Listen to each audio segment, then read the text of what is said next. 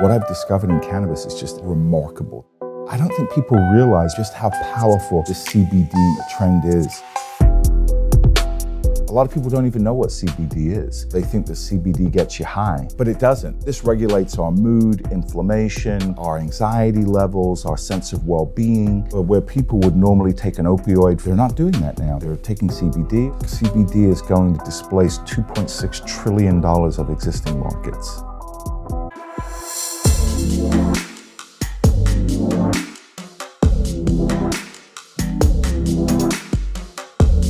CBD, or cannabidiol, is one of over 110 chemical constituents in cannabis called cannabinoids. THC, or tetrahydrocannabinol, is a different cannabis chemical that causes the high associated with consuming marijuana. But by itself, CBD won't get you high. You can inhale it as a vapor or apply it to your skin, but a popular intake method is edible oil, since CBD is naturally soluble in fat. That easy-to-consume format is behind the explosion of many new products we're seeing today.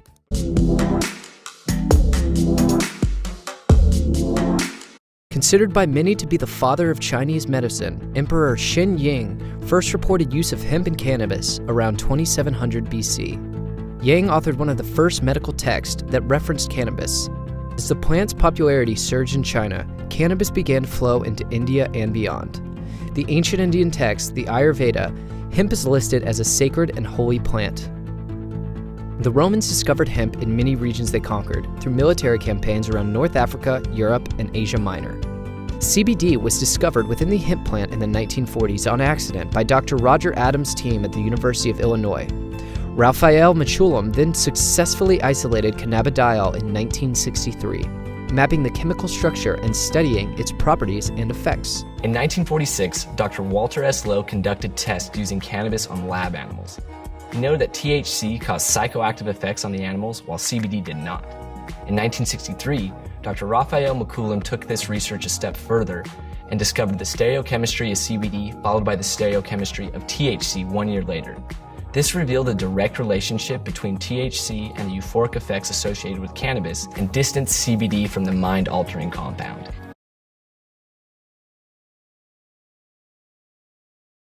According to the 2018 Farm Bill, hemp that contains less than 0.3% THC is legal to cultivate, and products that are derived from it and also contain less than 0.3% THC are legal to sell.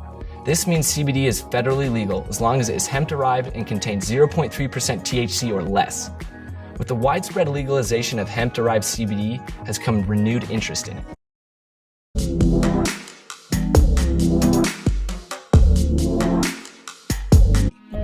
It's a cannabis compound you can buy in oils, chocolates, bath bombs, face masks, gummies, coffee, lotions, even dog treats. It's everywhere, and its proponents claim that it can help with a lot of things.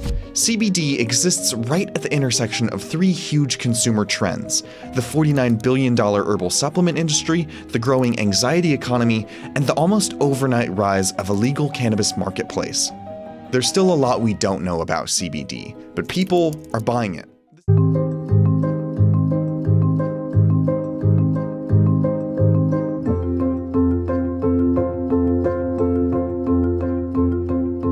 According to the Hemp Business Journal, the sales of CBD have grown tremendously in the past 4 years, and it's expected to grow even more by 2022. Everyone from cannabis producers to hemp farmers are creating products to meet the demand. CBD has antioxidant and anti-inflammatory properties that have been shown to help treat psychosis, anxiety, movement disorders, multiple sclerosis, and epilepsy and seizures. And the FDA recently approved Epidiolex, a CBD-based epilepsy drug. But there isn't enough research for CBD to be prescribed as medicine for all of those other conditions. For a product this popular, CBD is barely regulated, and people tend to misunderstand its effects. CBD supplements are not tested, approved, or regulated by the FDA. Several of these products contain residual pesticides and solvents, are inconsistent in their contents, are not independently tested or verified, and do not contain the compound's levels as advertised. In 2016, the FDA issued warnings to 8 CBD oil companies after finding that some contained either no or barely any CBD, and some contained illegal amounts of psychoactive THC. And a 2017 study of 84 CBD products purchased online found that almost 70% were mislabeled. But even when consumer CBD products are accurately labeled, the doses tend to be very low.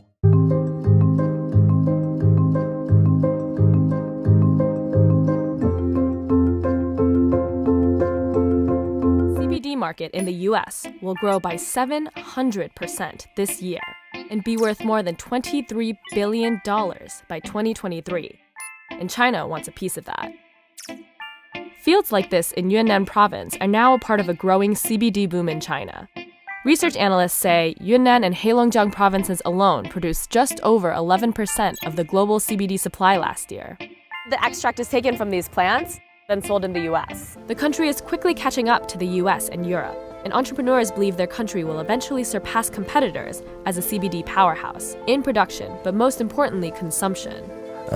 一个新型的产业，它的种植方法，包括种植技术这一块呢，我们想不断的去摸索，看看，什么样的方法来种植工业大麻最合适。